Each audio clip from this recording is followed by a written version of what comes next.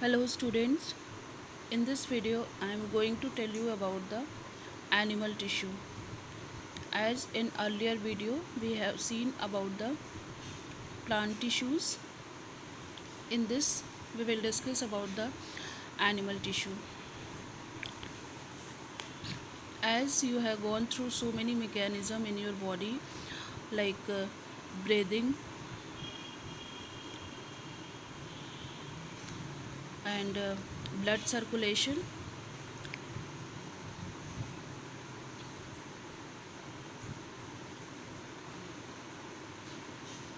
you can also call it as transportation. So what happened in case of breathing, what happened when you breathe? So breathing is one of the most vital activity. Vital activity means the activity which your body needs for your survival, or it's a kind of life processes. So breathing is one of the most vital activity for humans, or you can say for any organism on this earth. So what will happen when we breathe? So we can feel the movements of lungs and also the diaphragm, on which it forms their base. Diaphragm, it just like an arch. And how do these parts move inside our body? So for breathing, we have some specialized cells in our body which we call them muscle cells. So what happened during when you exhale or inhale? There is a phenomenon known as contraction and relaxation. Contraction and relaxation of what? Muscles. So during breathing, we inhale oxygen and uh, along with air, and where does this oxygen go? It goes to our two lungs, and then it is transported to all cells of the body, or you can say tissues, through the blood. So why do cell need oxygen?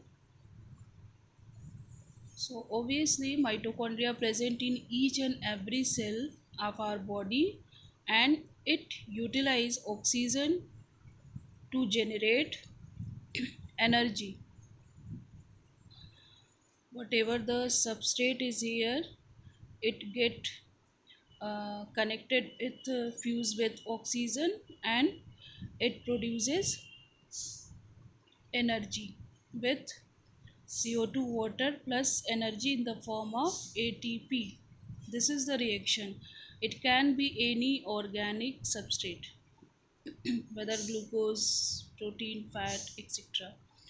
So it get oxidized in presence of oxygen, and it provide energy which is produced in where? Mitochondria. Because for every activity in our body we need energy, and this energy is given by this energy coin that is known as ATP, that is adenosine triphosphate, or ATP molecule.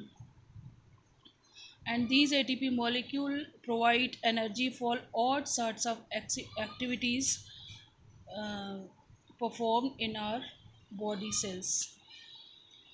So If we talk about blood,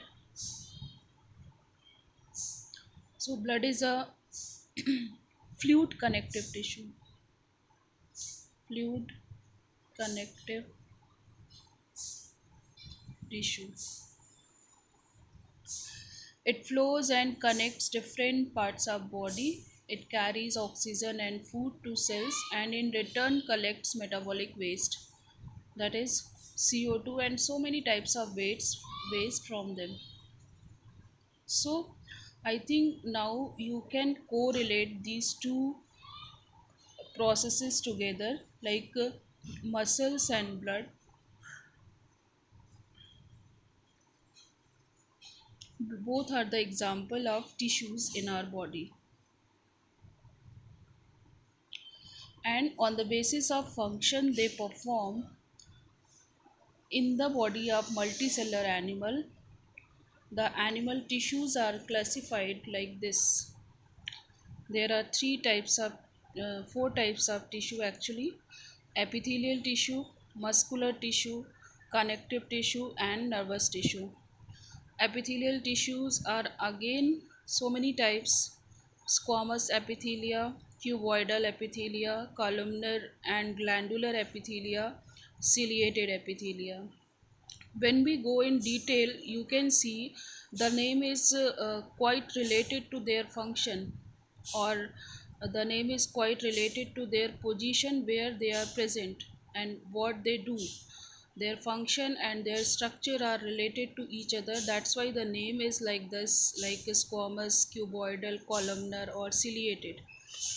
Muscular, three types of muscles: striated, this is also called as skeletal muscles, or um, then smooth muscles or visceral muscle, and cardiac muscles. So this is voluntary, this involuntary, this is also involuntary in function. And then connective tissue, so many types, in different book you can see so many classification of connective tissue. All are correct, but how much you should know in your ninth class, it it depends on this, that connective tissue, it's areolar, adipose, skeletal, fluid.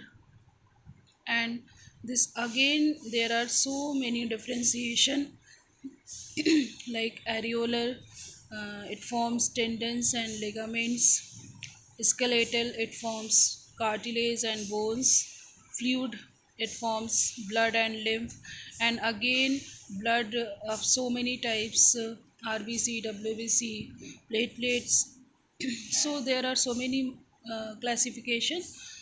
When we see one by one, then we will go in depth.